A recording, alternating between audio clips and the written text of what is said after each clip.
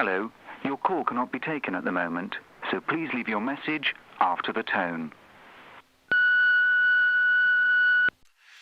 Once upon a midnight dreary, while I pondered weak and weary over many a quaint and curious volume of forgotten lore, while I nodded nearly napping, suddenly there came a tapping as of someone gently rapping at my chamber door. "'Tis some visitor," I muttered, "tapping at my chamber door, only this and nothing more." Ah, distinctly, I remember it was upon the bleak December, and each separate dying ember wrought its ghost upon its floor. Eagerly I wished the morrow, vainly I had sought to borrow from my books surcease of sorrow, sorrow for my lost Lenore, for the rare and radiant maiden whom the angels name Lenore, nameless here forevermore. And the silken, sad, uncertain rustling of each purple curtain thrilled me, filled me with fantastic terrors never felt before, so that now, to still the beating of my heart, I stood repeating, "'Tis some visitor entreating entrance upon my chamber door, some late visitor entreating entrance at my chamber door, this it is and nothing more." Presently my soul grew stronger, hesitating then no longer. "Sir," said I, "or madam, truly your forgiveness I implore, but the fact is I was napping, and so gently you came rapping, and so faintly you came tapping at my chamber door, that I scarce was sure I heard you. Here I opened wide the door.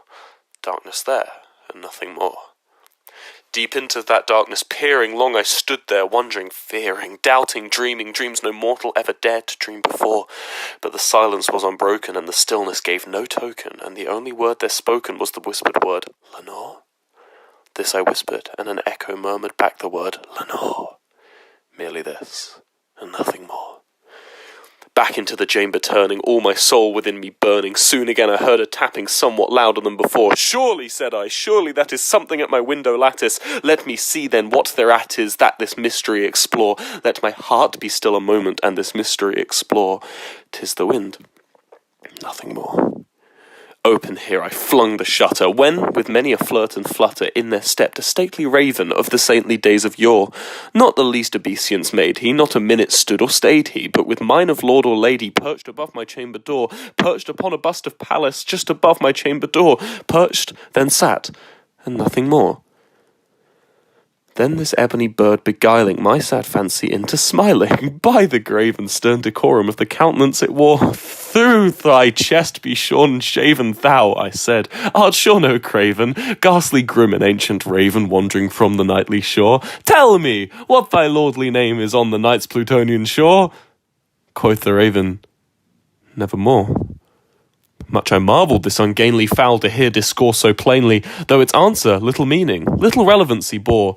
For we cannot help agreeing that no living human being ever yet was blessed with seeing bird above his chamber door, bird or beast upon the sculptured bust above his chamber door, with such a name as Nevermore.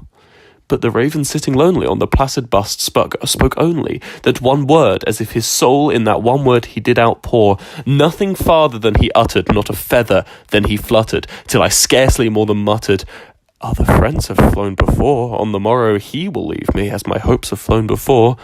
Then the bird said, Yeah, I've been wanting to know.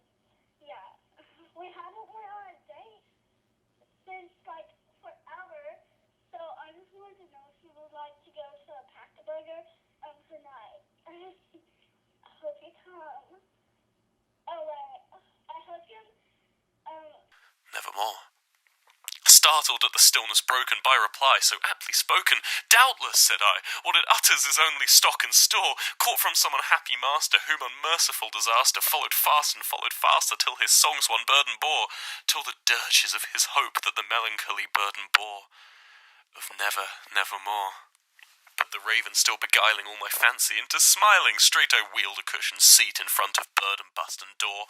Then upon the velvet sinking, I betook myself to linking, fancy unto fancy, thinking what this ominous bird of yore, what this grim, ungainly, ghastly, gaunt and ominous bird of yore meant in croaking its nevermore. This I sat engaged in guessing, but no syllable expressing to the fowl whose fiery eyes now burned into my bosom's core. This and more I sat divining, with my head at ease reclining on the cushion's velvet lining that the lamplight gloated o'er, but whose velvet lining with the lamplight gloating o'er she shall press, nevermore. Then methought the air grew denser, perfumed from an unseen censer, swung by seraphim whose footfalls tinkled on the tufted floor.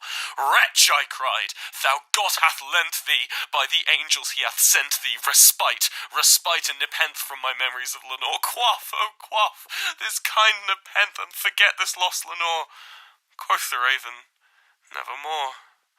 "Prophet," said I, "thing of evil, prophet still, if bird or devil, whether tempter sent or whether tempest tossed thee here ashore, desolate yet all ye undaunted, on this desert land enchanted, on this home by horror haunted, tell me, truly I implore, is there balm in Gilead? Tell me, I implore." But quoth the raven, "Nevermore." "Prophet," said I, "thing of evil, prophet still, if bird or devil, by that heaven that bends above us, by that God we both adore, tell this soul with sorrow laden, if, within the distant Aden, it shall clasp a sainted maiden, whom the angels name Lenore, clasp a rare and radiant maiden, whom the angels name Lenore." Quoth the raven, "Nevermore." "Be that word or sign or parting, bird or fiend," I shrieked upstarting, "get thee back into the tempest and the nice Plutonian shore. Leave no back plume as a token of that lie thou hast spoken. Leave my loneliness unbroken. Quit thy bust above my door. Take thy beak from out my heart, and take thy form from off my door." Quoth the raven, "Nevermore." And the raven, never flitting, still is sitting on the pallid bust of Pallas just above my chamber door, and his eyes have all the seeming of a demon that is dreaming, and the lamplight o'er him streaming throws a shadow on the floor, and my soul from out that shadow that lies floating on the floor shall be lifted, always lifted, quoth the raven, nevermore.